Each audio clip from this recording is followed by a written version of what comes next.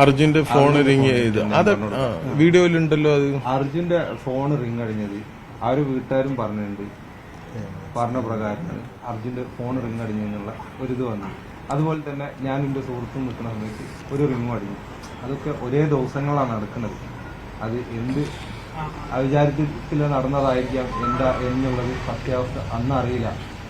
ഞങ്ങൾ അന്ന് പ്രതീക്ഷിക്കുന്നത് ഇന്ന് ഓനെ എവിടെ ജീവനോടെ ഉണ്ട് എന്നുള്ള സമയത്ത് വിചാരിച്ച് നിൽക്കുന്ന സമയത്താണ്. അങ്ങനെ ഞങ്ങൾ അങ്കോലയിൽ നിന്നും അന്ന് ഈ റോഡ് മണ്ണ് വീണതുകൊണ്ട് അടവായതുകൊണ്ട് ഞങ്ങൾ അത് ഒരു 30 കിലോമീറ്റർ അവിടെ ഉള്ള മാധ്യമങ്ങളുണ്ട്. അന്ന് ഉള്ള മാധ്യമപ്രവർത്തകർക്ക് അറിയാം ഇത് ഈ ഒരു കിലോമീറ്റർ പോകാൻ 40 കിലോമീറ്റർ റൗണ്ട് അടിച്ച് പോകേണ്ടിരുന്ന ഒരു സമയം ഉണ്ടായിരുന്നു.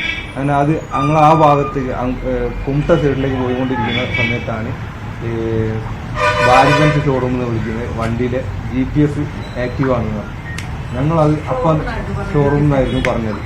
അത് എന്നോടും ജിതിനോടും പറഞ്ഞതാണ്.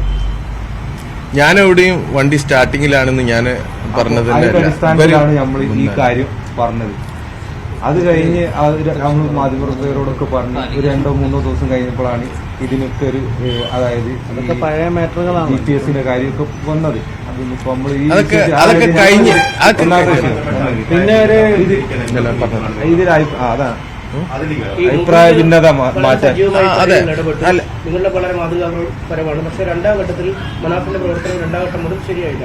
മൊബൈലിന് കൃത്യമായ ഇടപെടലാണെന്നാണ് അവർ എങ്ങനെ മൊബൈലിൽ എങ്ങനെ തോന്നുന്നു? ഈ ചേട്ടന്റെ ഇടപെടൽ ആരും ഇപ്പൊ നമുക്ക് ഈ വിഷയത്തിൽ ആരും നമുക്കിപ്പോ ഇത് ഞങ്ങൾക്ക് അർജുന്റെ ഒപ്പം ലഭിച്ച് ഞങ്ങൾക്ക് എന്ന് പറഞ്ഞാൽ ആ കുടുംബത്തിന് അർജുനെ ലഭിച്ച് ഇനിയിപ്പോ നമ്മൾ ഇത് അവര് ചെയ്ത് ഇവര് ചെയ്ത് ഇവരെടുത്ത് നമ്മൾ പറയേണ്ട ഒരു ആവശ്യം ഇവിടെ വരുന്നില്ല എന്നാണ് ഞാൻ മനസ്സിലാക്കുന്നത്.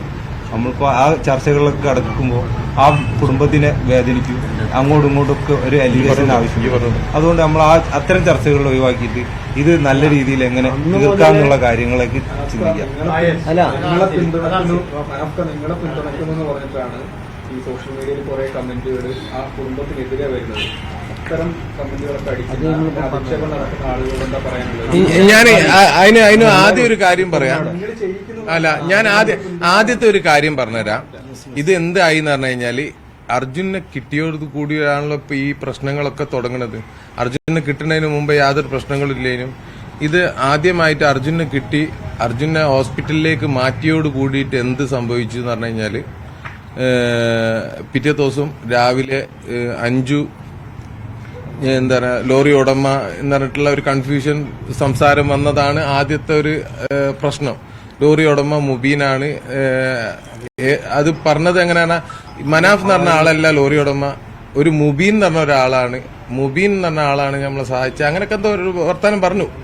ഞാനത് ആ സമയത്ത് അങ്ങനെ അവർക്കൊരു വിവാദം ഉണ്ടായ സമയത്ത് ഞാൻ അതേ സമയത്ത് അർജുന്റെ കൂടെ വരണമെന്നതിന് ഞാൻ ആഗ്രഹിച്ചിരുന്നു. പക്ഷെ എന്താണ് ഞാൻ അപ്പം തന്നെ പുറപ്പെട്ട് ഞാനും നമ്മളെ ബ്രദേഴ്സ് എല്ലാവരും കൂടി പുറപ്പെട്ട് മുബീനെ അവിടെ നിർത്തി. മുബീനോ പറഞ്ഞ് അവിടുത്തെ കാര്യങ്ങൾ നോക്കുക എന്ന് പറഞ്ഞിട്ട് നേരെ രാവിലെ ഉറങ്ങാതെ വണ്ടി ഓടിച്ച് വന്നിട്ട് ഞാൻ ആ വിവാദം അത് കാര്യം തീർത്തതായിരുന്നു. പിന്നീട് ഓരോ ഫാമിലിക്ക് അതൊരു തൃപ്തികരമായ ഇതിന്റെ മറുപടി ആണെന്ന് തോന്നിയില്ല. ആ ബൈറ്റ് നിങ്ങൾക്ക് ഒന്നുകൂടി എടുത്തു നോക്കാം. ഞാൻ കൃത്യമായിട്ട് പറഞ്ഞിരിക്കണ് അത് മുബിന്റെ വാരാൻ.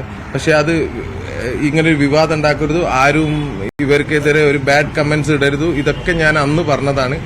പിന്നീട് അത് എന്തായെന്ന് പറഞ്ഞാൽ അവർക്ക് അതും തൃപ്തികരമല്ല എന്ന് പറഞ്ഞിട്ട് രാത്രി ഞാൻ വീണ്ടും പോയി ഒരുപാട് ചാനലുകാർ അന്ന് രാത്രി വീണ്ടും വിളിച്ചു വരുത്തി.